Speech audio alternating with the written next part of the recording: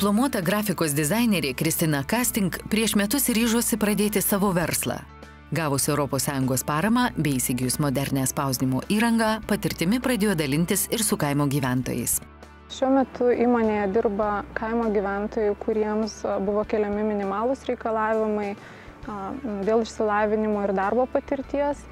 Ir planuojama priimti daugiau, kuriems bus suteikta galimybė įgyti specialybę su patirtimi ir tobulėti iki profesionalo lygio.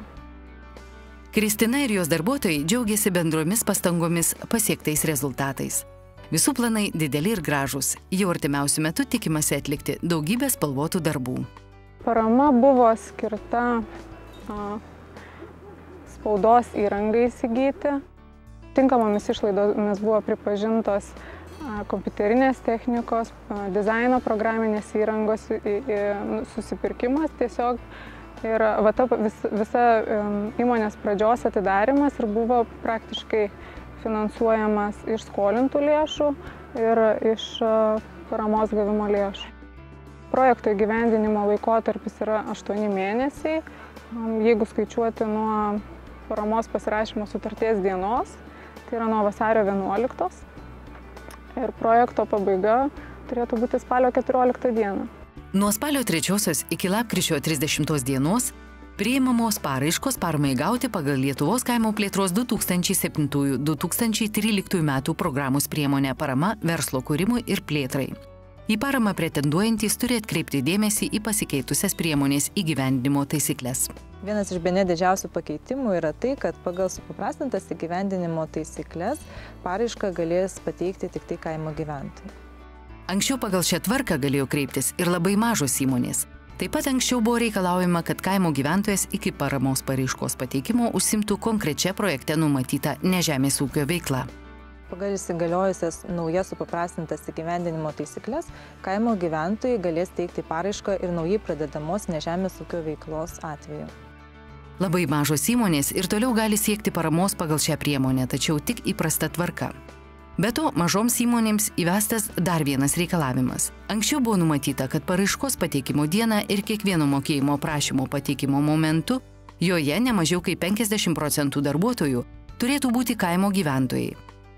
Dabar šis terminas pratęstas. Šios sąlygos reikės laikytis ne tik pateikiant paraišką, bet ir per visą projekto kontrolės laikotarpį – 5 arba 7 metus nuo sutarties pasirašymo datos. Vienas iš reikalavimų yra, kad skolintos lėšos negali sudaryti daugiau kaip 90% visos projekto vertės kartu su PVM. Likusi 10% projekto vertė kartu su PVM turi būti finansuojama privačiomis pareiškėjo lėšomis. Skolintos lėšos turi būti pagrįstos kartu su paraiška pateikiant dokumentus patvirtinančius paskolos suteikimo galimybę.